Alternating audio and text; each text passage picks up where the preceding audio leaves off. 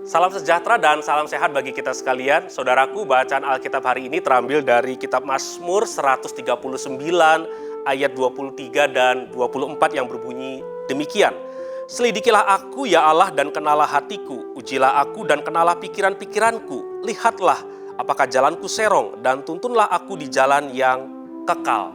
Saudara, bagi kita yang sudah terbiasa dengan kendaraan dan berkendara, maka kita tidak asing dengan istilah blind spot atau titik buta. Apa itu blind spot? Blind spot adalah titik buta yang terdapat dalam setiap kendaraan di mana pengendara atau pengemudi tidak dapat melihat suatu area pandang tertentu.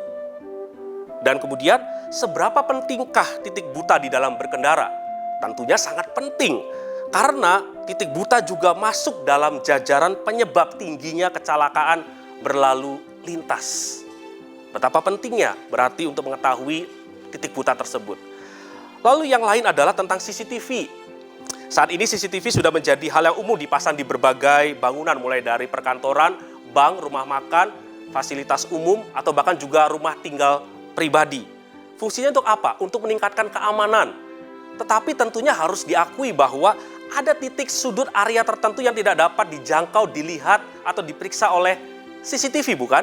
Nah, area titik sudut yang tidak dapat dijangkau, dilihat, diperiksa oleh TV tersebut, itulah yang disebut sebagai titik buta atau blind spot. Saudaraku terkasih, seringkali saya dan Anda sekalian, kita berpikir bahwa kitalah yang paling mengenal, memahami, dan memiliki pandangan yang akurat tentang diri kita sendiri. Padahal dosa sudah membohongi dan membutakan mata rohani kita, sehingga akibatnya kita tidak lagi bisa memiliki keakuratan untuk menilai, memeriksa, memandang, dan memahami diri kita sendiri dengan utuh atau dengan benar. Hasilnya, kita berpikir bahwa kita adalah orang yang paling benar, paling pintar, paling dewasa, paling saleh, paling kompeten, paling konsisten. Padahal, kita tidak seperti itu, bukan? Kenapa? Karena ada dosa di dalam pemikiran, keinginan, sikap, perkataan, atau tindakan yang tidak kita lihat atau nilai dengan benar.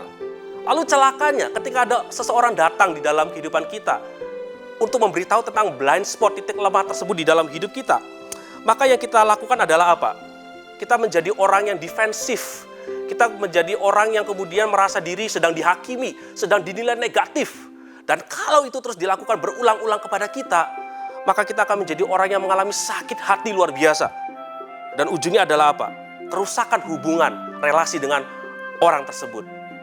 Saudaraku terkasih, semua hal itu terjadi apa penyebabnya? Karena dosa yang sudah membohongi dan membutakan mata rohani saya dan Anda sekalian. Sementara kita begitu percaya diri dalam perjalanan rohani ini, menempuh perjalanan rohani yang luar biasa ini di dalam masa prapaskah ini. Namun di sisi lain, sadarkah kita tentang blind spot tersebut? Celaka sekali kalau kita tidak menyadarinya dan tidak berkeinginan untuk menanggulanginya. Karena pasti akan terjadi yang namanya kecelakaan demi kecelakaan yang akan menghancurkan hidup kita di dalam perjalanan rohani kita. Lalu pertanyaannya adalah, bagaimana cara saya dan Anda untuk mengatasinya? Beberapa langkah dapat kita perhatikan dan lakukan. Yang pertama, mari luangkan waktu untuk mengakui kebutaan kita dan berdoalah meminta kasih karunia Tuhan supaya kita bisa melihat dari kebutaan rohani tersebut. Yang kedua, akuilah kepada Tuhan dan orang lain bahwa ada saat-saat di hidup kita, saya dan Anda sekalian, bahwa kita adalah orang yang kurang terbuka dan tidak mudah untuk didekati dan diberikan masukan yang membangun hidup kita. Yang ketiga, tinggalkanlah selamanya keyakinan bahwa tidak ada yang sanggup, tidak ada yang dapat mengenal kita lebih baik selain diri kita sendiri. Tinggalkan itu.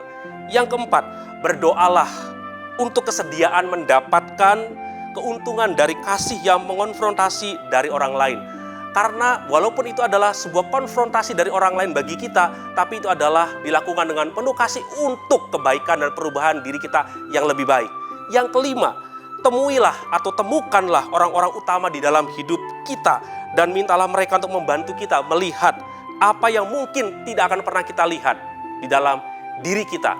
Dan orang lain bisa melihatnya dan orang lain akan memberitahu kepada kita supaya kita jadi lebih baik.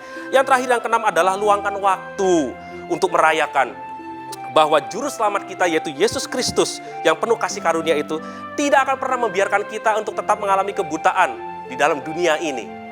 Dan yakinilah bahwa harinya akan tiba di mana kebutaan kita akan berakhir selamanya, yaitu pada waktu kita berada di dalam surga mulia bertemu dengan Sang Terang, yaitu Yesus Kristus. Kiranya Tuhan Yesus menolong kita sekalian.